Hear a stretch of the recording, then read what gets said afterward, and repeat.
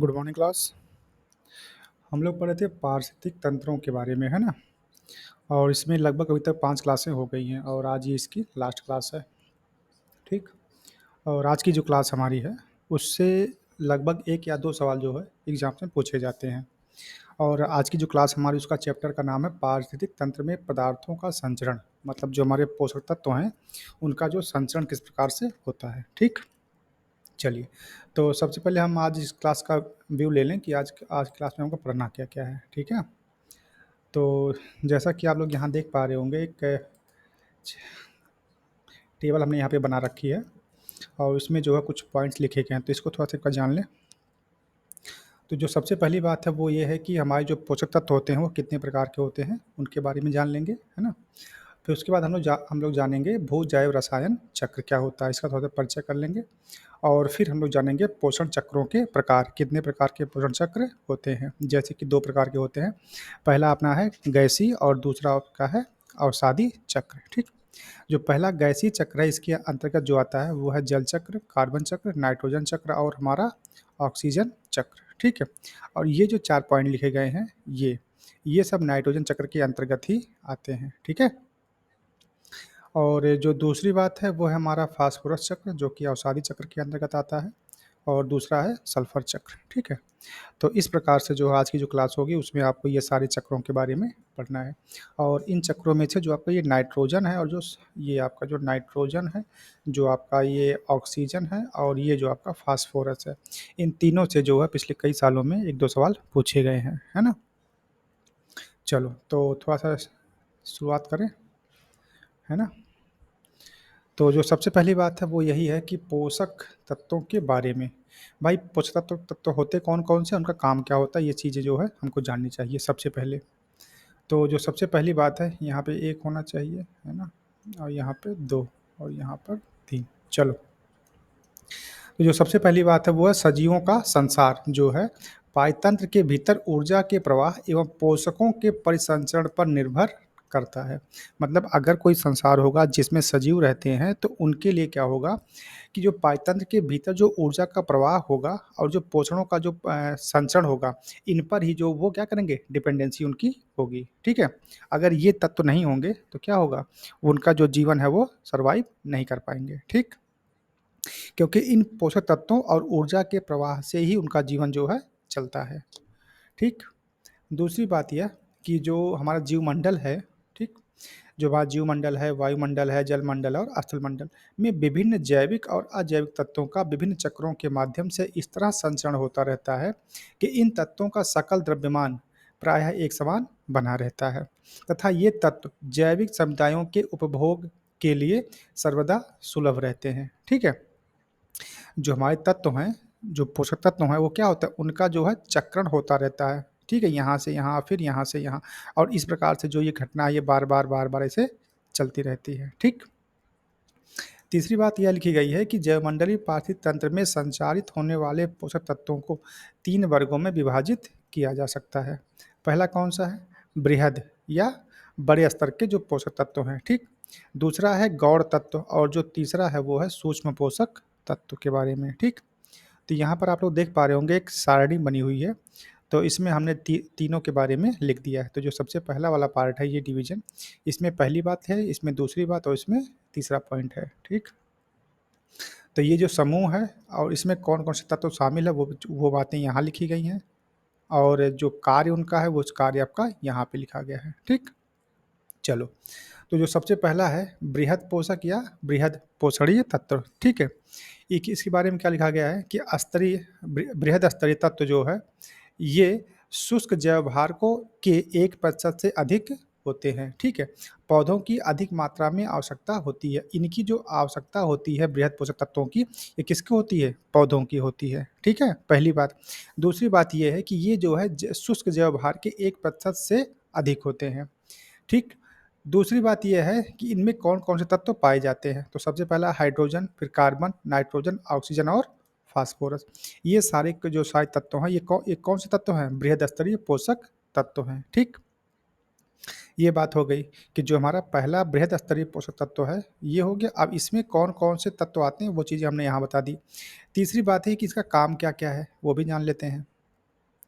कि ये तत्व जीवों की कोशिकाओं की संरचना का निर्माण करते हैं तथा जीवों में चर्बी तथा कार्बोहाइड्रेट हाइड्रेट के प्रमुख घटक होते हैं। देखिए, इन तत्वों का जो उपयोग है वो कहाँ होता है? वो तत्वों की कोशिकाओं की संरचना के निर्माण में होता है, पहली बात। दूसरी बात यह है कि जो जीवों की चर्बी होती है तथा जो कार्बोहाइड्रेट इनके अंदर होता है, उसमें जो है ये तत्व काम में आते हैं। ठीक है? चलिए। और दूसरी बात इसमें लिखी गई कि नाइट्रोजन, प्रोटीन निर्माण व संश्लेषण, फास्फोरस जीवों में संश्लेषण हो गया, फास्फोरस हो गया। अ, नाइट्रोजन, प्रोटीन निर्माण व संश्लेषण, फास्फोरस जीवों में न्यूक्लिक अम्ल तथा कोशिका द्रव्य का निर्माण करता है। ठीक है? नाइट्रोजन क्या करता है? नाइट्रोजन जो प्रोटीन का निर्माण करता है वह संश्लेषण में काम आता है, और जो हमारा फास्फोरस है वो क्या करता है? वो जीवों में न्यूक्लिक अम्ल तथा कोशिका द्रव्य का निर्माण करता है। ठीक? इतनी बात समझ में आई? देखते हैं दूसरी बात जो कि है गौण तत्वों के बारे में। गौण तत्वों के बारे में जो लिखा गया है कि उनका जो प्रतिशत है वो हमारे वायुमंडल में कितना है, ठीक है? तो इसमें कह रहा है कि शुष्क जैव भार के 0.2 से लेकर के 1% भाग होते हैं, ठीक है? ये पूरे परिवेश में, पूरे जैवमंडल में जो है इनका जो प्रतिशत है वो इतना होता है, ठीक? अब इनके अंतर्गत कौन-कौन से तत्व आते हैं वो भी जान लेते हैं। वो आते हैं क्लोरीन है, कैल्शियम है, कॉपर मतलब तांबा है, लोहा है, ठीक है? लौह तत्व है ना, या फिर मैग्नीशियम है, सल्फर है जिसको आप गंधक कहते हैं, सोडियम और पोटेशियम है, ठीक? ये हो गए। इसके बाद इनका काम क्या है? काम के बारे में अगर हम बात करें तो गंधक जो है अमीनो अम्ल का निर्माण करता है, ठीक? और तथा कैल्शियम जीवों की कोशिकाओं की दीवारों को दृढ़ बनाता है, जबकि मैग्नीशियम क्लोरोफिल का उत्पादन करता है। देखिए, ये सवाल कई बार पूछा भी गया है कि जो मैग्नीशियम हमारा है, क्लोरोफिल का निर्माण किसके द्वारा होता है? तो आपका जवाब होगा जो मैग्नीशियम के द्वारा, ठीक है? तो ये कुछ बातें जो है इसके बारे में रही हैं। तो एक बार मैं इसको फिर से दोहरा दे रहा हूँ, जो गंधक हमारा है अमीनो अम्ल का निर्माण करता है तथा कैल्शियम जो जीवों की कोशिकाओं की दीवारों को दृढ़ बनाता है। जैसे आपने देखा होगा जो हमारे कुछ ऐसे जीव होते हैं जैसे घोंघा है, शंख है, तो इसके अंदर जीव रहता है, तो जीव के बाहर की जो ऊपरी खोल है, ठीक है? वो किसकी बनी होती है? वो चूने की बनी होती है ना, कैल्शियम की बनी होती है। वो चीज़ें हैं। और तीसरा जो है वो मैग्नीशियम जो कि हमारा क्लोरोफिल का उत्पादन करता है ना? और तीसरा पॉइंट ये है कि सूक्ष्म पोषक तत्व, इसके बारे में ये कहा गया कि इनका जो शुष्क जैव भार है वो 0.2% से भी कम है, और ये हर प्रजाति में मौजूद नहीं होते हैं। इसके बारे में कौन-कौन से तत्व के बारे में बताया गया है? एल्युमिनियम हो गया, बोरान है, ब्रोमीन है, जिंक है, क्रोमियम है, आयोडीन और कोबाल्ट है। तो ये जो सारे तत्व हैं ये सभी जीवधारियों में या सभी प्रजातियों में मौजूद नहीं होते हैं, ठीक? दूसरी बात, इनका कार्य क्या है? पौधों की इनकी आवश्यकता कम मात्रा में होती है, किंतु फिर भी इनका महत्व होता है, ठीक है? बहुत ही थोड़ी मात्रा में आवश्यकता है, लेकिन फिर भी जो इनका महत्व होता है, ठीक? तो ये हम लोगों ने जाना अपने पोषक तत्वों के बारे में, ठीक है? अब हम लोग जानते हैं कि भू-रसायन चक्र क्या होता है? थोड़ा-सा इस पे चर्चा कर लें, फिर आगे बढ़ें। देखो, जो हमारा भू जैव रसायन तत्व है, वो क्या होता है? चक्र क्या होता है उसको जान लेते हैं। जो सबसे पहली बात ये है कि पोषक तत्वों तथा महत्वपूर्ण लघु एवं दीर्घ तत्वों के जैविक से अजैविक, यहाँ पे ध्यान दें, जैविक से अजैविक या अजैविक से जैविक घटकों में गति के फलस्वरूप ही पारिस्थितिक तंत्र में पोषण तत्वों का प्रवाह निर्धारित होता है। इसे सामान्यतः जैव भू रसायन चक्र कहते हैं। कहने का मतलब है कि जो हमारे तत्व हैं उन तत्वों का जैविक से अजैविक में बदलना और अजैविक से जैविक में बदलना, जो ये प्रक्रिया हमारी होती है इसको हम क्या बोलते हैं? जैव भू रसायन चक्र बोलते हैं। दूसरी बात में, दूसरे शब्दों में अगर हम कहें तो जो पोषक तत्वों का चक्रण मुख्यतः विभिन्न जैविक स्तरों पर इनके परिग्रहण, संग्रहण एवं विमुक्ति को दर्शाता है। अब देखो, कह रहा परिग्रहण मतलब ग्रहण करना, संग्रहण का मतलब स्टोर करना, एवं विमुक्ति का मतलब बाहर छोड़ देना को दर्शाता है। खनिज पोषक तत्वों के चक्रीकरण में जैविक एवं भौतिक वातावरण विभिन्न रासायनिक अभिक्रियाओं तथा रूपांतरण के माध्यम से समान रूप से सम्मिलित होते हैं। इस कारण इस प्रक्रिया को जैव भूरसायन कहा जाता है, ठीक है? जैव भूरसायन चक्र कहा जाता है। तीसरी बात ये लिखी गई है कि पारतंत्र में पोषक तत्व कभी समाप्त नहीं होते। अब देखिए इसी तीसरे पॉइंट पर ही आज का पूरा चैप्टर डिपेंड करता है, ठीक है? इसको थोड़ा-सा समझ लीजिए। इसमें कह रहा है कि पारतंत्र में पोषक तत्व कभी समाप्त नहीं होते, बल्कि ये बार-बार पुनः चक्रित होते हैं एवं अनंत काल तक चलते रहते हैं। एक पारतंत्र के विभिन्न घटकों के माध्यम से पोषक तत्वों की गतिशीलता को पोषण चक्र कहा जाता है। देखो, एक पारतंत्र में विभिन्न घटकों के माध्यम से पोषक तत्वों की गतिशीलता को ही क्या कहते हैं? पोषण चक्र कहते हैं। आगे लिखा हुआ कि पोषण चक्र को भू रसायन चक्र भी कहा जाता है। मतलब हमारे पोषक तत्वों का आपस में बदलना ही क्या कहलाता है? भू ज भू र जैव भू रसायन चक्र कहलाता है, ठीक है? कहने का मतलब ये है कि जो हमारे तत्व हैं वो कभी नष्ट नहीं होते, बस उनका क्या होता है, केवल रूप बदला जाता है और इसके लिए बहुत सारे जो घटक हैं वो सम्मिलित होते हैं, ठीक है? तो ये बात इसके लिए रही, ठीक है? अब अगर हम आगे देखें तो थोड़ा-सा इसको समझने का प्रयास करते हैं कि पोषण चक्रों के प्रकार कितने होते हैं, ठीक है? आपने एक एक बात बहुत मोटी-मोटी समझ ली कि जो हमारे तत्व हैं, उन तत्वों का आपस में बदलना ही क्या कहलाता है? भू-जैव रसायन चक्र कहलाता है, ठीक? अब इसके अंतर्गत बहुत सारे ऐसे तत्व हैं जो एक दूसरे में बदलते रहते हैं, ठीक है? एक दूसरे घटकों के माध्यम से बदलते रहते हैं, ठीक है? चलो, तो इसके बारे में हम थोड़ा-सा देखते हैं आगे। तो नेक्स्ट जो हमारा है कि पोषण चक्रों के प्रकार क्या हैं? पोषण चक्रों के प्रकार। इसमें देखो 2 टाइप के हमारे जो पोषण चक्रों का जो वो होता है, परिवर्तन होता है, उसको हम यहाँ पे देख पा रहे हैं। तो इसमें जो सबसे पहली बात लिखी है वो कह रहा है कि carbon, hydrogen, oxygen, nitrogen, calcium तथा फास्फोरस या तो तत्व के रूप में या यौगिकों के रूप में हमारे शरीर का लगभग 99% भाग बनाते हैं तथा समस्त जीवधारियों के संगठक का 95% से अधिक होते हैं। मतलब जो हमारी जो बॉडी बनी हुई है, जो हमारा शरीर बनी है, उसमें जो 99% भाग है वो किसका है? Carbon, hydrogen, oxygen, nitrogen, calcium और फास्फोरस का। ठीक है? इसके अलावा भी अन्य तत्व होते हैं, लेकिन इनकी जो मात्रा होती है वो ज़्यादा होती है। ठीक है? दूसरी बात ये कही जा रही है कि इनके अलावा 15 से 25 ऐसे अन्य तत्व भी हैं, जो किसी न किसी रूप में पौधों और प्राणियों के स्वस्थ रहने एवं उनकी उत्तरजीविता के लिए आवश्यक होते हैं। भंडार के स्वरूप के आधार पर पोषक चक्र 2 प्रकार के होते हैं। ठीक है? देखिए, पहली बात तो ये है कि जो हमारे पोषक तत्व हैं, इन्हीं पोषक तत्वों से हमारा जो शरीर है वो बनता है या कोई भी जीव-जंतु है या कोई भी पादप है, तो उनकी जो बॉडी बनती है या जो उनका जो स्ट्रक्चर बनता है, वो इन्हीं तत्वों के माध्यम से बनता है। दूसरी बात यह है कि इन तत्वों के अलावा भी कुछ ऐसे तत्व होते हैं जिनकी वजह से उनका जो जीवन यापन चलता रहता है, ठीक है? अगर इसको हम अध्ययन के रूप से देखें तो अध्ययन के रूप से भंडारण के स्वरूप के आधार पर इनको 2 प्रकार से बाँटा गया है। पहला प्रकार है गैसीय चक्र और दूसरा हमारा है अवसादी चक्र, ठीक है? जो हमारा गैसीय चक्र है होता है, इसका मतलब क्या होता है, इसमें भंडारण या तो वायु या समुद्र में होता है, ठीक है? अब देखो इसमें जो हमारे पोषक तत्व होंगे, उनका जो भंडारण होगा वो कहाँ पे होगा? या तो वायु में होगा या फिर समुद्र में होगा और समुद्र में कैसे होगा? वाष्पीकरण के द्वारा होगा। इसके अंतर्गत नाइट्रोजन, ऑक्सीजन, कार्बन व जल चक्र का भंडारण होता है। ठीक है? अब इसको थोड़ा-सा और जो हम आगे बढ़ेंगे तो डिटेल में समझेंगे। लेकिन मोटा-मोटा ये समझ लीजिए कि जो हमारे पोषक तत्व हैं, इनका जो स्टोरेज है वो कहाँ पे होगा? 2 तरीके से होगा। जो पहला हमारा है वो है गैसीय चक्र के रूप में और दूसरा अवसादी चक्र के रूप में। तो जो गैसीय चक्र के रूप में हमारा जो स्टोरेज होगा वो कहाँ पे होगा? या तो हवा में होगा, हमारे वायुमंडल में होगा या फिर समुद्रों में होगा। ठीक? दूसरी बात ये है कि अवसादी चक्र, इसमें कहा जा रहा है कि इसमें भंडारण पृथ्वी के भूपटल पर होता है। पृथ्वी के भूपटल मतलब जो हमारी ऊपर की मिट्टी है, धरती के ऊपर जो हमारे खेतों की जो ऊपर की मिट्टी होती है, उसमें होता है। इसके अंतर्गत आयरन, कैल्शियम, फास्फोरस और सल्फर आदि तत्वों का भंडारण होता है। ठीक है?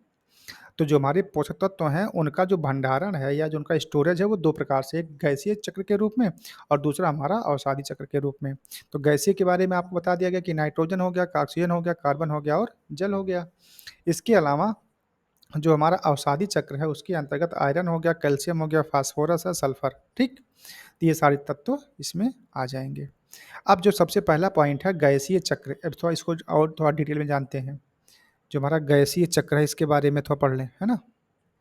चलो, गैसीय चक्र, इसमें कहा जा रहा है कि गैसीय चक्र में जल चक्र, कार्बन चक्र, नाइट्रोजन चक्र तथा ऑक्सीजन चक्र प्रमुख हैं तो इसे तमाम सारे चक्र, लेकिन ये जो है क्या है, प्रमुख चक्र हैं। तो इन प्रमुख चक्रों की बात हम करेंगे, क्यों, क्योंकि यहाँ से सवाल पूछे जाने की संभावना बनी रहती है। ठीक है, चलिए, जो सबसे पहला है वो है हमारा जल चक्र। जल चक्र के बारे में जो पहला पॉइंट लिखा गया है वो है कि जल के रूप में हाइड्रोजन तथा ऑक्सीजन सम्मिलित रूप से समस्त जीवों के सकल भार के लगभग 80.5 मतलब 80% भाग का प्रतिनिधित्व करते हैं। अब देखो, अगर कोई भी हमारा जैविक तत्व है, चाहे कोई पादप है, चाहे कोई हमारा जंतु है या जीव जंतु है, ठीक है, उनका जो सकल भार होता है उस पूरे भार में जो हमारा जल होता है, ठीक है, वो कितना होता है, 80.5%। ठीक है, दूसरी बात यह है कि जीवमंडल में हाइड्रोजन का निवेश जल के रूप में होता है, अतः इस तत्व के चक्र को जल चक्र भी कहते हैं। ठीक है, क्या कहा जा रहा है कि जीवमंडल में जो हमारा हाइड्रोजन है वो कहाँ पे आपको देखने को मिलेगा, वो मिलेगा जल के अंदर, वाटर के अंदर। आप सबको पता है जो जल का हमारा जो सूत्र है वो कितना है, H2O है। ठीक है, तो जो हमारा H2O है तो इसमें क्या कौन से तत्व हैं, हाइड्रोजन और ऑक्सीजन है। तो वही बात यहाँ पे कही जा रही है कि जो हमारा हाइड्रोजन है उसका जो भंडारण होता है वो जल के रूप में होता है। ठीक है, चलिए, तीसरी बात ये लिखी गई है कि जल गैस या वाष्प, ठोस मतलब हिम के रूप में या तरल अवस्था में पाया जाता है। आप सब जानते हैं जो हमारा पानी है उसकी तीन अवस्थाएं है ना, ठोस, द्रव और गैस। अगर ठोस होगा तो क्या होगा, बर्फ के रूप में होगा, और अगर लिक्विड के फॉर्म में तो आपके जो पानी आप पीते हैं, और अगर वो गैस के फॉर्म में होगा तो मतलब क्या होगा, वाष्प के रूप में होगा, है ना। और ये बात यहाँ लिखी गई है। दूसरी बात इसी के आगे कही जा रही है कि जलाशयों में मतलब झीलों में, नदियों में, समुद्र में और तालाबों में जल वाष्पीकरण क्रिया द्वारा वातावरण में भाप या वाष्प के रूप में परिवर्तित हो जाता है। इसके अलावा देखो अब क्या हुआ, ये हमारा जो है मान लेते हैं जो जल चक्र है, मतलब जो हमारा वो है क्या कहते हैं, नदी तालाब है, ये मानते हैं नदी है, ये तालाब है, ये ठीक है, ये कुछ झरना है। यहाँ पर जो जल है वो वाष्पोत्सर्जन के माध्यम से कहाँ जाएगा, वायुमंडल में जाएगा, और पुनः वायुमंडल से जब वो संघनित होगा तो फिर यहीं पे आ जाएगा। तो इस प्रकार से इसका जो प्रक्रिया है, यहाँ से यहाँ गया और फिर यहाँ से यहाँ गया। ठीक है, ये जो चक्र है वो चलता रहता है। ठीक है, यही बात अभी आगे आपको देखने को मिलेगी। तो वही बात देखो यहाँ लिखा गया कि जलाशयों में से जल वाष्पीकरण क्रिया द्वारा वातावरण में भाप के रूप में परिवर्तित हो जाता है। इसके अलावा पेड़ पौधे जल को भूमि से अवशोषित करके वाष्पोत्सर्जन क्रिया द्वारा वायुमंडल में जलवाष्प छोड़ते हैं। यह जलवाष्प संघनन प्रक्रिया द्वारा बादलों में परिवर्तित हो जाती है। जब यह बादल ऊंचाई पर पहुंचते हैं तो तापमान में कमी के कारण द्रवित होकर के वर्षा के रूप में पृथ्वी पर आ जाते हैं। ठीक है, पृथ्वी पर आया जल भूमि द्वारा सोख लिया जाता है अथवा नदी, तालाब आदि में पहुंच जाता है, और यह जल पुनः जल चक्र के में भाग लेता है। ठीक है, तो ये कुछ बातें हैं, और इसको थोड़ा सा अगर हम इस तरह से समझने का प्रयास करें तो आपको मैं बता रहा हूँ, थोड़ा सा इसके लिए एक डायग्राम आपको अगर बना दिया जाए तो और अच्छा रहेगा, है ना। चलो, तो यहाँ पे देखिए देखो, जैसे कहने का मतलब ये है कि ये हमारी धरती है, ठीक है, ये देखो, ये जो है हमारी धरती है, ठीक है। ये तुम्हारा जो है क्या कहते हैं, मान लेते हैं यहाँ पे तुम्हारा एक तालाब है ना, तालाब है, यहाँ पर कोई है नदी है, ठीक है, और ये जो हिस्सा आपका है ये है सागर, है ना। होता क्या है कि इनका जो अब यहीं पर मानते हैं कोई हमारा पेड़ पौधा भी है, ठीक है, ठीक। अब देखो क्या होगा कि जो हमारा तालाब का जल है वो क्या होगा, वाष्पोत्सर्जन के माध्यम से कहाँ जाएगा, वायुमंडल में जाएगा। यहाँ का भी जल वाष्पोत्सर्जन के माध्यम से कहाँ जाएगा, वायुमंडल में जाएगा, और वायुमंडल में जाने के बाद वो बादल के रूप में आपका, ये देखिए, बादल के रूप में, ठीक है, बन जाएगा। और जब बादल के रूप में बन जाएगा और जब ये बादल हवा के माध्यम से और ऊपर जाएंगे तो वहाँ पे तापमान की कमी होगी, और जब तापमान की कमी होगी तो क्या होंगे, संघनित होंगे, और फिर संघनित होने के बाद पुनः वो जो है जल के रूप में नीचे आ जाएंगे, है ना। तो थोड़ा-सा नीला बना दें ना, क्योंकि जो पानी है वो नीला-नीला है, ठीक है? देखो यहाँ से गया ऊपर और उसके बाद हुआ यहाँ पे क्या संघनित, और संघनित होने के बाद पुनः आ गया नीचे। ठीक है? और जो हमारे पेड़-पौधे हैं वो क्या करते हैं, जो हमारे अंदर क्या जो ज़मीन के अंदर का जो पानी है उसको क्या कर लिए, अवशोषित कर लिए। उसके बाद अपने पत्तियों से इसको वाष्पोत्सर्जित करके कहाँ भेज देंगे? वायुमंडल में भेज देंगे, और पुनः वायुमंडल में जब ये बादल के रूप में पहुँच जाएगा, फिर वहाँ से संघनित होकर के कहाँ आएगा? ज़मीन पर ही आएगा। अब ज़मीन पर आएगा तो या तो कुछ पानी इस ज़मीन ने इसको सोख लिया, अथवा इसी तालाब में, नदी में और सागर में वो जल फिर से मिल जाएगा। तो कहने का मतलब ये है कि यहाँ का जो जल है वो ऊपर गया, फिर संघनित हुआ, फिर नीचे आया।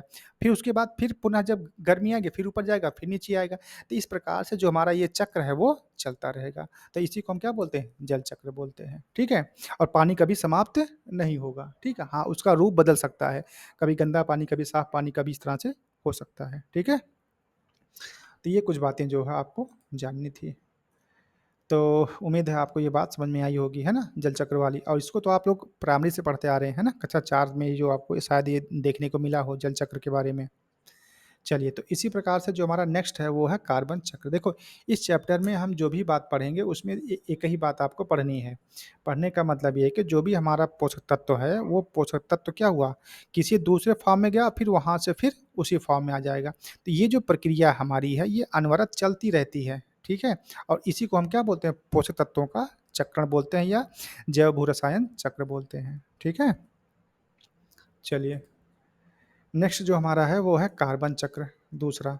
इसमें क्या कहा जा रहा है, जो सबसे पहला पॉइंट इसमें लिखा गया है वो कह रहा है कि जीवों के शुष्क भार का, ठीक है, अगर उसमें पानी निकाल दिया जाए तब उसके बाद जो शुष्क भार का लगभग 49% भाग कार्बन से बना होता है। ठीक है? यदि हम भूमंडलीय कार्बन की पूर्ण मात्रा की ओर ध्यान दें तो यह ज्ञात होगा कि समुद्र में 71% कार्बन विलेय के रूप में विद्यमान है। देखिए, क्या कह रहा है कि अगर हम ध्यान दें तो समुद्र में जो है 71% कार्बन विलेय के रूप में विद्यमान है। यह सागरीय कार्बन भंडार वायुमंडल में कार्बन डाइऑक्साइड की मात्रा को नियमित करता है। जो सागर का जो कार्बन डाइऑक्साइड है, ठीक है, वो वायुमंडल की कार्बन डाइऑक्साइड को क्या करता है? नियमित करता है। दूसरा कह रहा है कि जीवाश्म ईंधन भी कार्बन के एक भंडार का प्रतिनिधित्व करते हैं। क्या कह रहा है? जीवाश्म ईंधन। अब जीवाश्म ईंधन में क्या आ जाए? कोयला। क्या आ जाएगा? कोयला। ठीक है? या और जो भी आपके जीवाश्म ईंधन है वो सारे क्या करते हैं? कार्बन के एक भंडार के रूप में उनका कार्बन का प्रतिनिधित्व करता है। दूसरा कह रहा है कि कार्बन चक्र वायुमंडल, सागर तथा जीवित एवं मृतोपजीवी, है ना, या मृतजीवी द्वारा संपन्न होता है। जो हमारा कार्बन चक्र है वो क्या होगा? वायुमंडल में जाएगा और सागर में जाएगा। वायुमंडल, सागर और जो जीवित या मृतोपजीवी, जो मरे हुए जीव जंतु या पादप हैं, उनसे होता हुआ क्या करेगा? अपना एक चक्र बनाएगा। ठीक है? एक अनुमान के अनुसार जयमंडल में प्रकाश संश्लेषण द्वारा प्रतिवर्ष 4 गुणे 1013 मतलब इतना किलोग्राम कार्बन का स्थिरीकरण होता है। कार्बन की एक महत्वपूर्ण मात्रा कार्बन डाइऑक्साइड के रूप में उत्पादकों तथा उपभोक्ताओं की श्वसन क्रिया के माध्यम से वायुमंडल में वापस आ जाती है। आप सबको पता है कि हम लोग जो सांस लेते हैं, O2 लेते हैं, तो जब हमारे अंदर से वो O2 बाहर जाती है तो वो CO2 के रूप में जाती है, मतलब कार्बन डाइऑक्साइड के रूप में जाती है।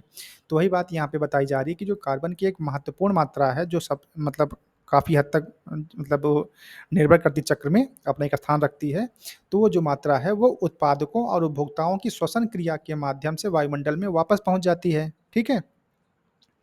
और तीसरी बात ये कही जा रही है कि इसके माध्यम से भूमि एवं सागरों में कचरा सामग्री एवं मृत कार्बनिक सामग्री के अपघटन द्वारा भी कार्बन डाइऑक्साइड की काफ़ी मात्रा अपघटकों द्वारा छोड़ी जाती है। यौगीकृत कार्बन की कुछ मात्रा अवसादों को नष्ट कर देती है और संचरण द्वारा निकलती है। लकड़ी के जलाने पर, जंगल की आग, जीवाश्म ईंधन के जलने पर, ज्वालामुखी क्रियाओं द्वारा, स्रोतों द्वारा भी वायुमंडल में कार्बन सामग्री तथा कार्बन डाइऑक्साइड मुक्त होती है। देख रहे हैं? कहने का मतलब ये है, जो हमारा कार्बन डाइऑक्साइड है वो क्या हो रहा है? वो जो है वायुमंडल से हम जीवों तक आया और फिर हम जीवों के द्वारा छोड़ा गया। तो ये जो अपना एक साइकिल पूरा कर लिया, अथवा जो जीवाश्म ईंधन है, ठीक है? या जैसे लकड़ी हो गया है ना, जो जंगल है आपका, ठीक है? वो जो लकड़ी है वो किससे बनी है? वो कार्बन से ही बनी है। तो वो जब जलेगी तो क्या होगा? वहाँ से कार्बन बाहर जाएगा वायुमंडल में, और पुनः वायुमंडल से फिर जो है श्वसन के माध्यम से वो जो पेड़-पौधे हमारे वो क्या कर लेंगे? उसको ग्रहण कर लेंगे। तो एक बार वो बाहर गया, फिर वो अंदर आया, तो ये जो हमारा एक साइकिल पूरा हो गया। तो यही ये कहा जा रहा है कि ये जो प्रक्रिया है, ये क्या है? यही कार्बन चक्र है, ठीक है? तो ये कुछ बातें आपको यहाँ पर कार्बन चक्र के बारे में जानने को मिली। तो आई होप कि उम्मीद है आपको समझ में आया होगा, है ना? जो तीसरी बात है, जो कि सबसे इम्पोर्टेंट, वो है हमारा नाइट्रोजन चक्र। तो नाइट्रोजन चक्र के बारे में देखो, एक छोटा-सा यहाँ पे हमने फिगर बना रखा है। इस फिगर के माध्यम से काफ़ी हद तक आपकी बातें क्लियर हो जाएँगी। जैसे जो हमारा नाइट्रोजन गैस है, वो जो है नाइट्रोजन स्थिरीकरण के द्वारा नाइट्रोजन जैविक में बदलता है। उसके बाद ये जो नाइट्रोजन जो जैविक नाइट्रोजन है, ये अमोनियाकरण होने के बाद अमोनिया में चेंज हो जाता है, और फिर ये अमोनिया जो है नाइट्रीकरण के द्वारा नाइट्राइट या नाइट्रेट में कन्वर्ट होता है। फिर यही जो नाइट्रेट और जो नाइट्राइट है, ये जो है विनाइट्रीकरण के द्वारा पुनः नाइट्रोजन गैस में बदल जाता है। तो ये जो चक्र है वो हमेशा चलता रहता है। अब इसके लिए बहुत सारे घटक होते हैं, तो उन घटकों का जो नाम है वो हमारे पादप हो सकते हैं, कुछ फलीदार पौधे हो सकते हैं, या फिर जो हमारे कुछ जीव-जंतु होते हैं, ठीक है? जो हमारे बहुत छोटे-छोटे सूक्ष्म जीव होते हैं, जो पौधों की जड़ों में पाए जाते हैं, ठीक है? तो उनके माध्यम से ये सारी प्रक्रिया कंप्लीट होती रहती है, ठीक है? चलिए, तो अब थोड़ा-सा इसके बारे में भी समझ लेते हैं, चूँकि यहाँ से 1-2 सवाल पूछ लिए जाते हैं कई बार। तो जो नाइट्रोजन चक्र हमारा तीसरा, इसमें जो सबसे पहला पॉइंट है, वो है कि नाइट्रोजन पौधों व जंतुओं दोनों के लिए ही महत्वपूर्ण पोषक तत्व है। इसका उपयोग अमीनो अम्ल, प्रोटीन, एंजाइम, नाइट्रोजनी क्षारों, हाइड्रोजन ग्राही जैसे कि NAD, NADP और FAD, ठीक है? न्यूक्लिक अम्लों, प्रकाश संश्लेषी वर्णकों, साइटोक्रोम, फाइटोक्रोम, विटामिन, वृद्धि हार्मोन्स व एल्कलॉइड आदि के निर्माण में होता है। अब देखो, जो नाइट्रोजन का उपयोग है वो कहाँ-कहाँ पे होता है? इतनी सारी चीज़ें जो हमने बताई आपको, अम्ल हो गया, अमीनो अम्ल हो गया, प्रोटीन हो गया, एंजाइम हो गया, तो इन सब में जो है नाइट्रोजन का उपयोग होता है। दूसरी बात ये है कि पौधे नाइट्रोजन को सामान्यतः मृदा से ही नाइट्रेट के रूप में अपनी जड़ों द्वारा अवशोषित करते हैं। ये बात पूछी गई है कि जो पौधे हमारे हैं वो नाइट्रोजन को कहाँ से लेते हैं? वो मिट्टी से लेते हैं, और जो मिट्टी से लेंगे तो वो मिट्टी से डायरेक्ट नाइट्रोजन नहीं लेते हैं, वो उसे नाइट्रेट के रूप में लेते हैं। और उसके बाद जो है इसे अमोनिया, ठीक है? इसे अमोनिया में अपचयित किया जाता है, तथा इसके बाद जीवद्रव्य में प्रोटीन व एंजाइम का निर्माण होता है, ठीक है? जो हमारे पौधे आपका नाइट्रोजन लेते हैं, वो डायरेक्ट नाइट्रोजन नहीं लेते हैं, वो नाइट्रेट के फॉर्म में जो है अपने जड़ों के माध्यम से मिट्टी से लेते हैं। उसके बाद उसका जो अपचयन होता है अमोनिया के रूप में। उसके बाद जो हमारा जीवद्रव्य है वो प्रोटीन व एंजाइम का निर्माण उस अपचयन के बाद करते हैं, ठीक है? और तीसरी बात यह है कि पौधों की पत्तियों में नाइट्रोजन का प्रयोग प्रकाश संश्लेषी वर्णकों यानी कि क्लोरोफिल के निर्माण में भी होता है, ठीक है? नाइट्रोजन की कमी से पुरानी पत्तियों में हरिमहीनता, ठीक है? शीघ्र गिरना, अवरोधन वृद्धि और पुष्पन में विलंब या जल्दी मृत्यु भी हो सकती है। अब देखो, ये सवाल आपका पूछा जा सकने की संभावना है कि नाइट्रोजन की कमी से क्या-क्या होता है? तो जो सबसे पहली बात ये है कि नाइट्रोजन का जो उपयोग है वो क्या है? वो क्लोरोफिल के निर्माण में, जो सबसे पहली बात, ठीक? दूसरी बात यह है कि इससे जो है जो एक एक रोग है हरिमहीनता, ये हो सकता है, या जो पत्तियाँ आपने एक गाँव में देसी भाषा में सुना होगा कि अगर पेड़ों की पत्तियाँ जल्दी-जल्दी गिर रही हैं, इट मीन्स है कि उसमें नाइट्रोजन की कमी है, ठीक है? उनकी जो वृद्धि में अगर कोई रुकावट आ रही है, मतलब जो आपका पौधा है बहुत देर से बड़ा हो रहा है, इट मीन्स कि उसमें नाइट्रोजन की कमी है, ठीक है? और अगर उसमें जल्दी पुष्प नहीं आ रहे हैं, तो इसका मतलब उसमें नाइट्रोजन की कमी है। तो ये जो सारे लक्षण हैं, ये बताते हैं कि उस पौधे में या पादप में नाइट्रोजन की कमी होती है, ठीक है? और यहाँ तक भी कहा गया है कि नाइट्रोजन की कमी से जो पौधे की जो जल्दी मृत्यु भी हो सकती है, ठीक है? ये कुछ बातें आपको नाइट्रोजन के बारे में जाननी थी। अब ये जो पूरी प्रक्रिया हमने आपको यहाँ पे जो दिखाई है चक्र के माध्यम से, इसमें य यहाँ तो हमने आपको पूरी बात बता दी, ठीक है? कि कैसे-कैसे क्या होता है। दूसरी बात, ये जो आपका नाइट्रोजन स्थिरीकरण, इसके बारे में थोड़ा-सा जान लेते हैं, जो अमोनियाकरण है इसके बारे में जान लेते हैं, और जो विनाइट्रीकरण है इसके बारे में भी थोड़ा-सा जान लेते हैं, ठीक है? चलिए, लेकिन जो सवाल आपका बनता है वो मेन आपका यही है कि ठीक है, कि नाइट्रोजन की कमी से कौन-कौन सी बीमारियाँ जो पौधों को हो सकती हैं, ये चीज़ें हैं। चलिए, हम लोग जानते हैं नाइट्रोजन स्थिरीकरण, ठीक? इसका क्या मतलब होता है? जो नाइट्रोजन का फिक्सीकरण होता है ना, फिक्सेशन। इसमें कह रहा है कि वायुमंडल नाइट्रोजन का सबसे बड़ा स्रोत है, यानी कि 78% नाइट्रोजन कहाँ पे होती है? वायुमंडल में होती है। सामान्यतः पौधे वायुमंडलीय नाइट्रोजन का प्रयोग नहीं करते हैं। अभी जो ऊपर हमने आपसे कहा ना कि जो नाइट्रोजन है वो नाइट्रेट के रूप में अपनी जड़ों से, मिट्टी से उसको ग्रहण करता है। इस नाइट्रोजन के स्थिरीकरण की क्षमता केवल कुछ ही नाइट्रोजन स्थिरीकरण जीवाणुओं व नीले हरे शैवालों में होती है, जो कि वायुमंडलीय नाइट्रोजन को अपने जीवद्रव्य में कार्बनिक नाइट्रोजन में परिवर्तित कर देते हैं। अब देखिए, जो आमतौर पे जो नॉर्मल आपके पेड़ पौधे हैं, वो क्या करते हैं, वो डायरेक्ट आपके जो नाइट्रोजन है वो हवा से, मतलब वातावरण से नहीं लेते हैं। वो क्या करते हैं, वो अपनी जड़ों के माध्यम से जो आपकी मिट्टी है वहाँ से ले लेते हैं। लेकिन कुछ ऐसे भी जो जीवाणु हैं या जो नीली हरी शैवालें हैं, वो क्या करती हैं, वो डायरेक्ट जो है वायुमंडलीय जो नाइट्रोजन है उसको अपने जीव द्रव्य में कार्बनिक नाइट्रोजन के रूप में परिवर्तित कर लेते हैं। ठीक है। अब हम ये जान लेते हैं कि ऐसे कौन कौन से जीवाणु हैं जो डायरेक्ट नाइट्रोजन को वायुमंडल से अपने अंदर ले करके उसका कार्बनिक नाइट्रोजन के रूप में परिवर्तन कर पाते हैं। तो यहाँ पर कुछ नाम लिखे गए हैं, इसको एक बार आप लोग देख लीजिए।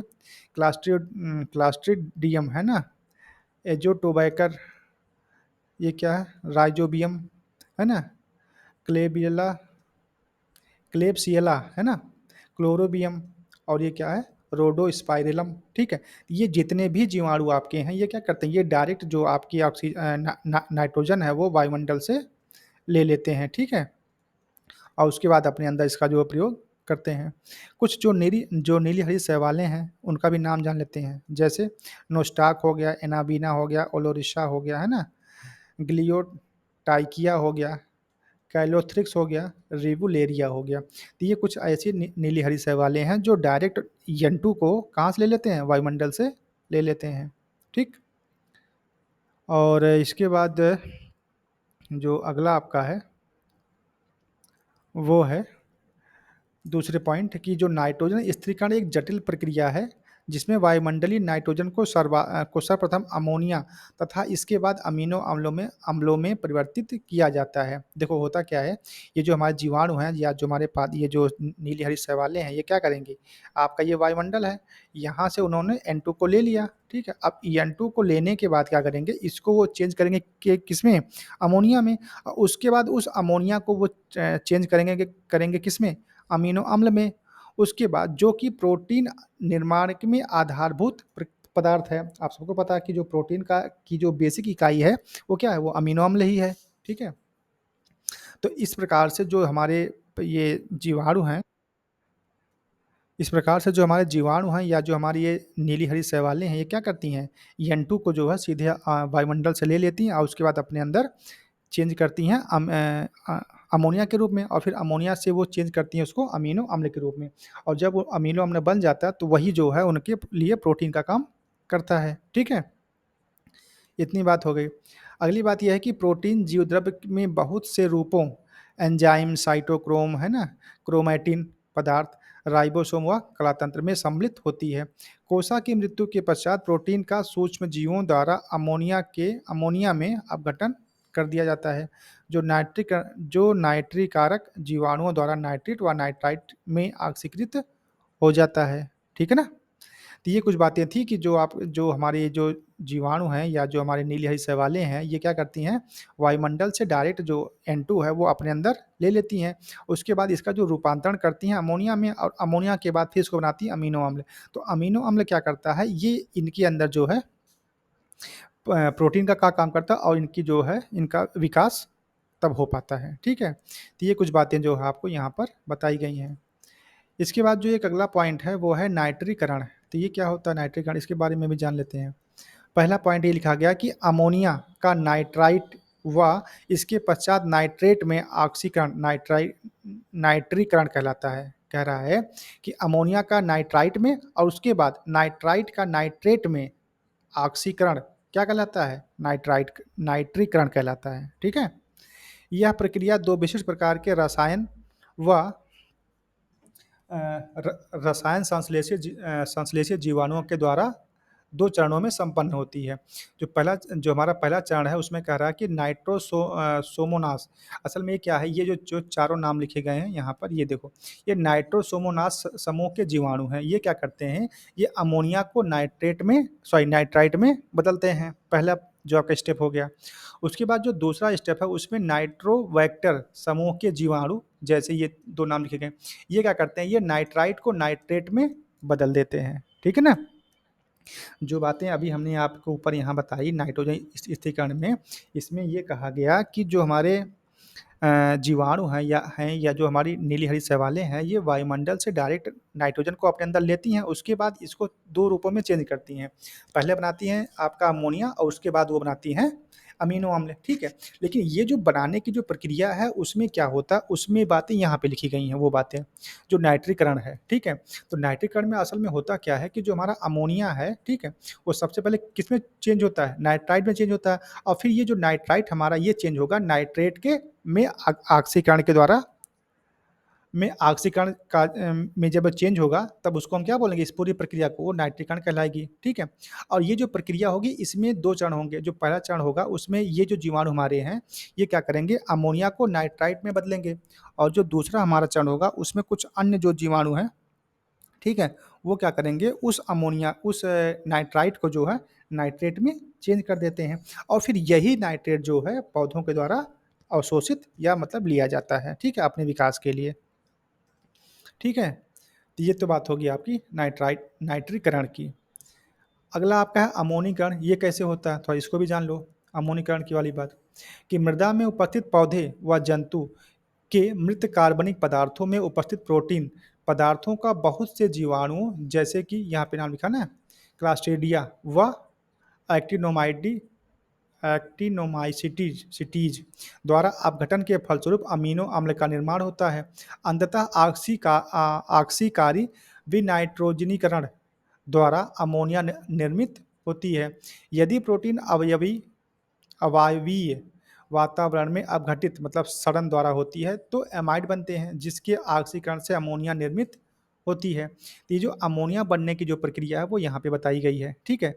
कि जब हमारा जो जीव जंतु है जब वो सड़ते गलते हैं तो वहाँ से जो है क्या होता है, उनका जो अमीनो अम्ल है वो क्या होगा, वो ऑक्सीकरण के माध्यम से अमोनिया बनता है। ठीक है?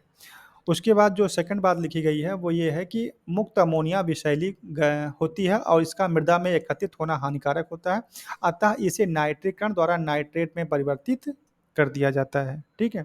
अब जो हमारी अमोनिया निकली है वो क्या है, वो वायुमंडल के लिए खतरनाक है। तो होता क्या है कि इसको जो है नाइट्रीकरण के माध्यम से, और नाइट्रीकरण का जो फार्मूला आपको देखो यहाँ पे बताया गया है कि 2 आपके जीवाणु हैं, वो क्या करते हैं, वो पहली बार में अमोनिया को नाइट्राइट में चेंज करते हैं और दूसरी बार में नाइट्राइट को नाइट्रेट में चेंज कर देते हैं। तो वही बात यहाँ पर भी कही जा रही है कि लास्ट में क्या होता है कि अमोनिया जो है नाइट्रीकरण के द्वारा नाइट्रेट में परिवर्तित कर दी जाती है। ठीक है? और उसके बाद एक पॉइंट और है, उसको भी समझ लीजिए कि विनाइट्रीकरण क्या होता है। विनाइट्रीकरण, इसका सिर्फ एक पॉइंट पढ़ाने का मतलब ये था विनाइट्रीकरण का, कि इसका जो यहाँ पे लास्ट पॉइंट लिखा गया है, छठा पॉइंट, इससे एक बीमारी होती है। ठीक है? ब्लू बेबी सिंड्रोम, है ना? और ये लगभग आपके पिछले 5, 7, 8 सालों में आरओ के भी एग्जाम में पूछा गया है और आपके पीसीएस के एग्जाम में भी पूछा गया है। ठीक है? तो इस नाते जो इसको पढ़ाना थोड़ा सा ज़रूरी हो जाता है। तो आओ देखते हैं विनाइट्रीकरण के बारे में। इसमें कहा जा रहा है कि थायोबैसिलस डिनाइट्रिफिकेशन व स्टोमोनास डिनाइट्रिफिकेशन कभी-कभी एक्रोमोबैक्टर व क्लास्टोरियम भी सभी प्रकार की कार्बनिक या अकार्बनिक बद्ध नाइट्रोजन को पुनः चक्रीकरण के लिए गैसीय अवस्था में मुक्त करने की क्षमता रखते हैं। और ये सब जीवाणुओं के नाम हैं। ठीक है? इस प्रकार ये भूमि की उर्वरा शक्ति को कम करते हैं, परंतु नाइट्रोजन चक्रीकरण के में महत्वपूर्ण भूमिका निभाते हैं। दूसरी बात ये कह रहा है कि विनाइट्रीकरण द्वारा भूमि में नाइट्रोजन का ह्रास मौसमी बाढ़ अथवा अधिक सिंचाई के कारण भी होता है। विनाइट्रीकरण का मतलब होता है नाइट्रोजन की मात्रा का थोड़ा सा कम होना।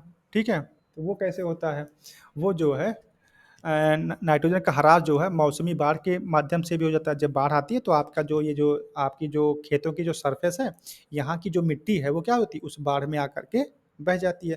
तो आपकी जो मिट्टी की जो नाइट्रोजन की मात्रा है वो क्या हो जाएगी, सीधी सी बात है, कम हो जाएगी। ठीक है? या अगर मान लो कभी ज़्यादा आपने खेत में पानी भर दिया, तो क्या होगा कि वो पूरा आपका जो खेत जब भर जाएगा तो वो जो मिट्टी है वहाँ से बह करके किसी और खेत में पहुँच जाएगी, तो आपके जो खेत का नाइट्रोजन है वो कम हो जाएगा। यही बात कही जा रही है, ठीक है?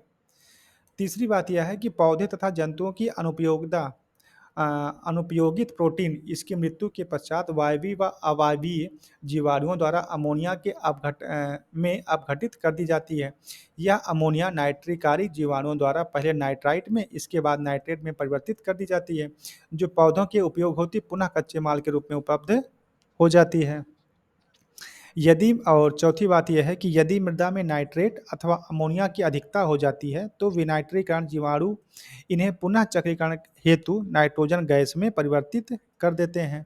जैविक नाइट्रोजन स्थिरीकरण भूमि की उर्वरता बढ़ाने का एक अतिरिक्त स्रोत है। ठीक है, जो जैविक नाइट्रोजन ये स्थिरीकरण भूमि जो जैविक नाइट्रोजन स्थिरीकरण है वो भूमि की उर्वरता बढ़ाने का एक अतिरिक्त स्रोत है।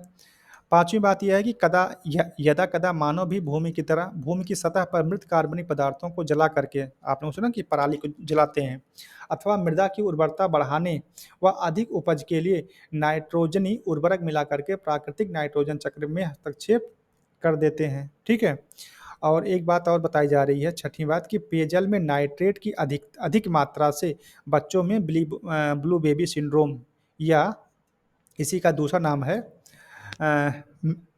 मिथैनोग्लोबोनीमिया, ठीक है, नामक रोग हो जाता है। और ये जो सवाल कई बार पूछा भी गया है, ठीक है, कि जो ब्लू बेबी सिंड्रोम है। अच्छा, इसमें तो कई सारे सवाल बनते हैं। सबसे पहली बात है कि ये जो ब्लू बेबी सिंड्रोम होता है आपका है, ये जो आपके छोटे बच्चे हैं ना, जो नवजात बच्चे हैं या जो बहुत छोटे बच्चे हैं, इनको ज़्यादा ही होता है। ठीक है, ये बुजुर्गों को नहीं होता है। ठीक है, इस बात को ख्याल में रखिएगा ये।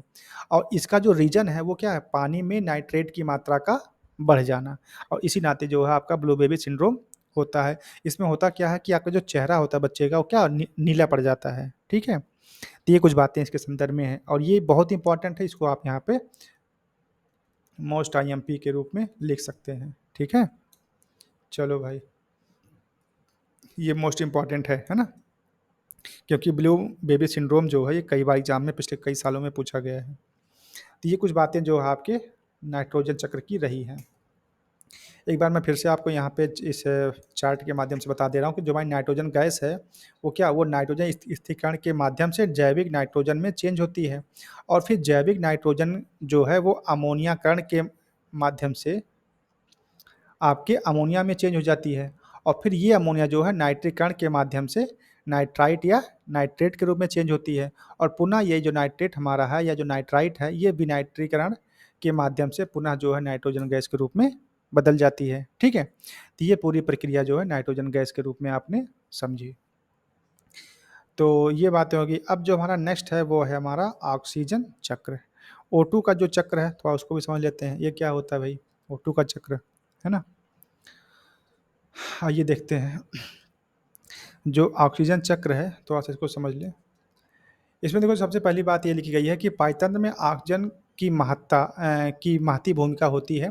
श्वसन क्रिया के दौरान जीवों द्वारा ऑक्सीजन वायुमंडल से लिया जाता है, ये आप सब जानते हैं, और इसका निर्माण स्थलीय पाइतंत्र के स्वपोषित हरे पौधे तथा सागरीय पाइतंत्र के पादप प्लवक, है ना, फाइटोप्लैंक्टन जिसको आप लोग बोलते हैं, द्वारा प्रकाश संश्लेषण की क्रिया के फलस्वरूप बनते हैं। ये आप सब जानते हैं कि जो हरे पेड़ पौधे हैं वो क्या करते हैं, वो ऑक्सीजन की सहायता से प्रकाश संश्लेषण की क्रिया के माध्यम से क्या बनाते हैं, भोजन बनाते हैं। ठीक है, और ये जो हमारा भोजन बनता है ये सिर्फ हरे पेड़ पौधे ही नहीं बनाते, बल्कि जो हमारे सागर में जो पाए जाते हैं ना, फाइटोप्लैंक्टन पाए जाते हैं, पादप प्लवक पाए जाते हैं, वह भी क्या करते हैं, वह भी भोजन का निर्माण करते हैं, और उनको भी भोजन के निर्माण के लिए क्या चाहिए, O2 चाहिए। ठीक है, दूसरी बात यह है कि इसके अलावा ऑक्सीजन ज्वालामुखी उद्भेदन तथा खनिज ऑक्साइड के न्यूनीकरण द्वारा भी वायुमंडल में पहुंचती है। यह ऑक्सीजन चक्र को कार्बन चक्र से जोड़ता है। ठीक है, और तीसरी बात यह है कि ऑक्सीजन चक्र एक जैव रासायनिक चक्र है जो मुख्यतः तीन भंडारणों जैसे कि वातावरण यानी कि हवा में, जीवमंडल में जैविक पदार्थों की कुल मात्रा और स्थल मंडल में ऑक्सीजन की गति की व्याख्या करता है। ठीक है, और जो चौथी बात वो है कि ज्ञातव्य है कि जैवमंडल में ऑक्सीजन चक्र की विफलता के परिणामस्वरूप हाइपोक्सिन मंडल का विकास हो जाता है, जो कि जलीय जीवन के लिए संकट उत्पन्न कर सकता है। और ऑक्सीजन चक्र के संचालन का प्रमुख कारण प्रकाश संश्लेषण है, जो कि आधुनिक वातावरण और पृथ्वी पर जीवन के लिए जिम्मेदार है। मतलब जो हमारा ऑक्सीजन है वही जो हमारा इस जीवन का आधार है, वही सारी बातें इसमें लिखी गई हैं। तो ये कुछ बातें आपकी ऑक्सीजन चक्र के बारे में रही। तो इस प्रकार जो हमारा गैसीय चक्र है वह अब पूरा होता है। अब जो नेक्स्ट हमारा चक्र है वो है अवसादी चक्र। और अवसादी चक्र के बारे में दो बातें बताई गई हैं कि इसका जो क्या कहते हैं स्टोरेज है वो कहाँ पे होगा, वो स्थल मंडल पे होगा या पृथ्वी के भूपटल पे होगा। मतलब जो हमारी ज़मीन है उस ज़मीन के की जो पहली परत है, जो सबसे ऊपरी परत है, उसमें होगा। ठीक है। और इसके अंतर्गत दो बातें हैं जो सबसे इंपॉर्टेंट है, एक है हमारा फास्फोरस और दूसरा हमारा सल्फर का चक्र है। ठीक है। एक हमारा सल्फर का चक्र है और एक हमारा फास्फोरस का चक्र है। तो आओ थोड़ा सा देख लेते हैं सल्फर का चक्र और फास्फोरस के चक्र के बारे में। तो जो सबसे पहला है वो है हमारा फास्फोरस का चक्र। इसमें देखो जो पहली बात लिखी गई है कि पारिस्थितिक तंत्र के सभी आत्मपोषी व परपोषी जीवों में फास्फोरस जीवद्रव्यी पदार्थों का एक महत्वपूर्ण घटक होता है। तो जीवद्रव्यी पदार्थ के रूप में देखो यहाँ पे लिखा गया है, न्यूक्लियोटाइड हो गया, ठीक है, न्यूक्लिक अम्ल हो गया, एटीपी हो गया, जीटीपी हो गया, एनएडी हो गया, एनएडीपी हो गया और एफएडी हो गया।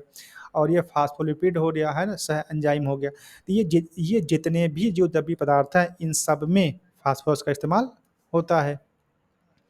दूसरी बात यह है कि मानव निर्मित पाचतंत्र में फास्फोरस रासायनिक उर्वरकों के रूप में मृदा में मिलाया जाता है। इसके अतिरिक्त चट्टानों के अपक्षय व कार्बनिक पदार्थों के अपघटन से भी फास्फोरस मृदा को प्राप्त हो जाती है। ठीक है, दो बातें हो गई। तीसरी बात यह है कि ध्यातव्य है कि फास्फोरस का प्राकृतिक भंडारण चट्टानों में होता है, जो फास्फेट के रूप में फास्फोरस को संचित किए होते हैं। देखो कह रहा है कि जो फास्फोरस का जो प्राकृतिक भंडारण है वो चट्टानों में होता है, लेकिन चट्टानों में डायरेक्ट जो है फास्फोरस के रूप में नहीं होता है, वहाँ पे फास्फेट के रूप में होता है। ठीक है।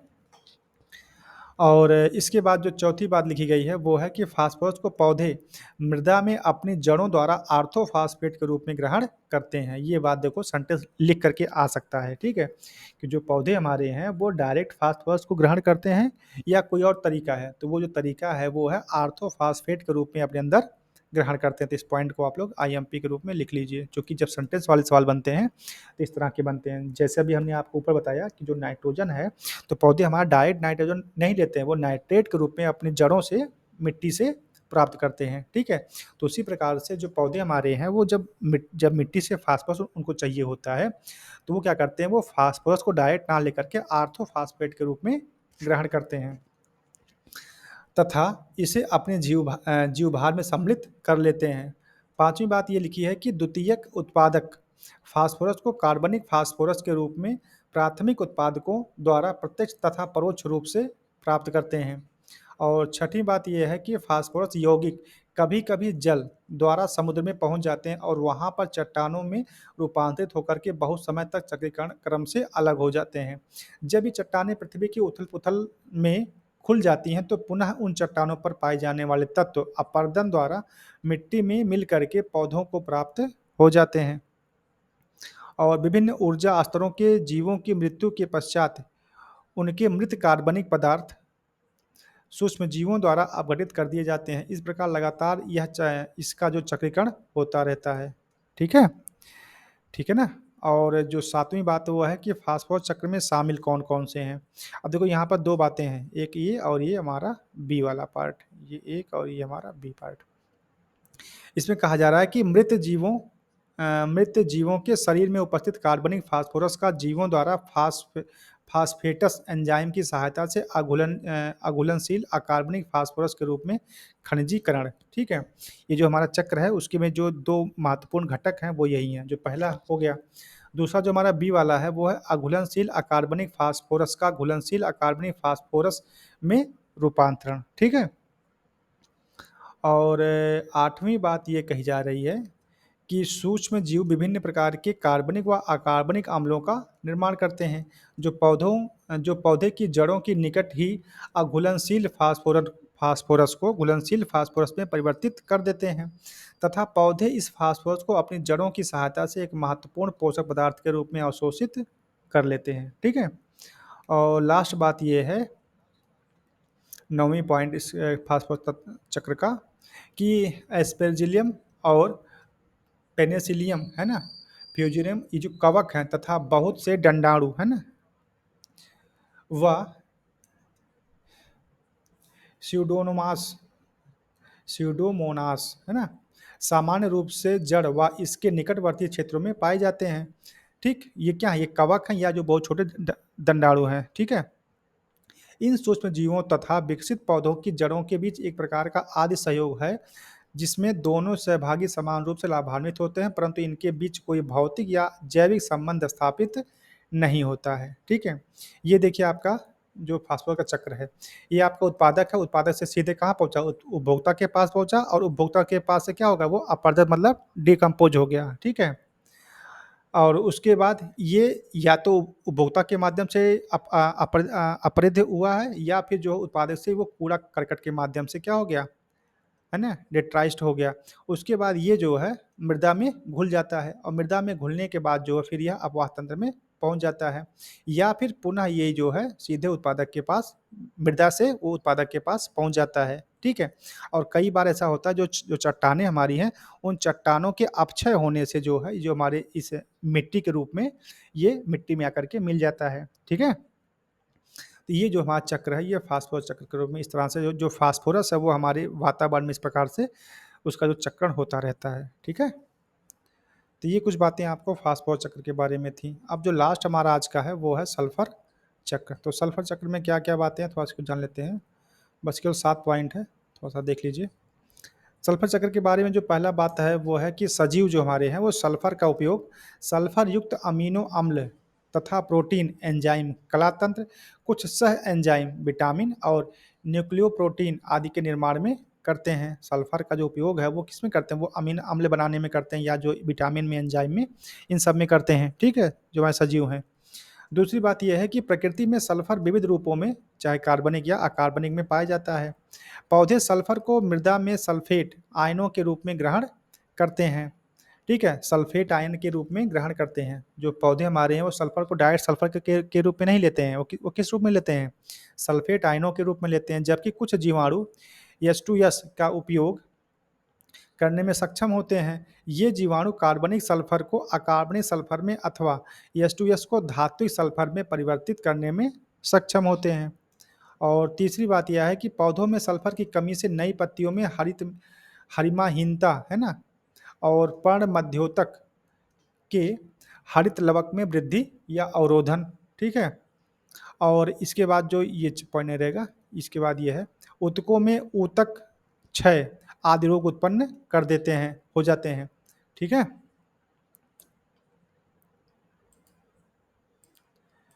ये देख रहे हैं, यहाँ पर जो है ये पॉइंट नहीं रहेगा, इसके बाद ये रहेगा। ठीक, एक बार मैं फिर से पढ़ दे रहा हूँ कि अगर पौधों में सल्फर की कमी है तो उससे क्या क्या होगा। पत्तियों में हरिमाहीनता, मतलब जो उसका पत्तियों का जो रंग है हरा वाला, वो क्या हो जाएगा, वो डल हो जाएगा या वो पीली पड़ जाएंगी। ठीक है, या फिर पर्ण मध्योतक हो सकता है। ठीक है, और हरित लवक में वृद्धि की में अवरोधन, मतलब जो उसका हरा रंग बनता है उसमें क्या हो जाएगी, कमी आ जाएगी। ठीक है, और इसके अलावा जो ऊतकों में ऊतकों का क्षय है ना, हो सकता है। तो इस प्रकार की जो बीमारियां होंगी वो सल्फर की कमी से होती हैं। उसके बाद जो आगे लिखा गया है कि पौधे की जीव भार है ना, उसका जो वजन है, ठीक है, उसमें विभिन्न कार्बनिक अणुओं के रूप में, कार्बनिक अणुओं के रूप में बद्ध सल्फर का उच्च ऊर्जा स्तर के जीवाणुओं द्वारा सरल अथवा जटिल भोजन श्रृंखलाओं की सहायता से उपयोग किया जाता है। इनकी मृत्यु के पश्चात इनके मृत शरीर में कार्बनिक सल्फर उपस्थित होती है, और मृदा में सल्फर चक्र की सहायता से विभिन्न सूक्ष्म जीवों द्वारा कार्बनिक सल्फर का सल्फर तत्व में अथवा ऑक्सीकृत सल्फर का अपचयित सल्फर के रूप में रूपांतरण हो जाता है। ठीक है, यहाँ से देखो जो मोटी मोटी बात पूछने वाली ये है कि जो हमारा सल्फर है वो जो है, पहले पॉइंट ये है कि जो पौधे हमारा है वो सल्फर को मृदा में सल्फेट आयनों के रूप में ग्रहण करते हैं। पहली बात इस पूरे टॉपिक से, सल्फर से। दूसरी बात ये है कि अगर सल्फ़र नहीं होगा पौधों में तो उनकी जो पत्तियाँ हैं वो क्या हो जाएँगी? वो हरी नहीं बल्कि और पीली होना प्रारंभ हो जाएँगी, ठीक है? या जो उनका हरा रंग है वो आना बंद हो जाएगा, या जो ऊतकों का जो ऊतक क्षय होंगे, मतलब जो उनके ऊतक हैं क्या होंगे? वो फटने शुरू हो जाएँगे, ठीक है? तो इस प्रकार की 2-3-4 बीमारियाँ इनमें सल्फ़र की वजह से होते हैं, ठीक है? तो ये कुछ बातें थी। और छठी और सातवीं बात आप समझ लीजिए कि कृषि के लिए सल्फेट का निर्माण लाभकारी होता है, क्योंकि यह अधिक अस्थायी होता है, विकसित पौधों की जड़ों द्वारा आसानी से ग्रहण कर लिया जाता है। अमोनिया को उदासीन करके अधिक क्षारकता से बचाने में सक्षम होता है तथा पोषक पदार्थ युक्त अकार्बनिक लवणों को घुलनशील बनाने में सक्षम होता है। और जो लास्ट पॉइंट है वो है सल्फर का अपचयन इन सूक्ष्म जीवों द्वारा होता है। हरे सल्फर जीवाणु व सल्फर जीवाणु सल्फर तत्व का उत्पादन करते हैं, जो इनके वासस्थान की चट्टानों व जल संग्रहणों को एकत्रित करते हैं, ठीक है? तो मोटा-मोटा आप ये समझने का प्रयास करिए कि जो सल्फर से जो बात पूछी जाती है आपकी एग्ज़ाम में, वो 2-3 बातें हैं कि जो पौधे हमारे हैं वो सल्फर को किस रूप में लेते हैं और सल्फर की कमी से होने वाले रोग कौन-कौन से हैं, ठीक है? तो ये 2-3 बातें आपकी हैं, ठीक है? और उनका जो चक्रण है वो अभी इसमें लिखा गया है। तो इस प्रकार से जो आपका ये जो था पोषक तत्वों का चक्रण, वो अब कंप्लीट होता है। अब जब अगर आप अपना पीवाई को उठा के चेक करेंगे तो वहाँ पे लगभग सारे सवाल यहाँ से मिल रहे हैं, ठीक है? तो उनको आप लोग एक बार सवालों को सॉल्व करने का प्रयास करिएगा और उम्मीद है कि आपको वहाँ के सारे सवाल सॉल्व हो जाएँगे, ठीक है? और इसका जो पीवाईक्यू हम लोग कल वाली क्लास में करने का प्रयास करेंगे, ठीक? तो ठीक है फिर दोस्त, आज के लिए इतना ही रखते हैं, बाकी चीज़ें कल की क्लास में। धन्यवाद।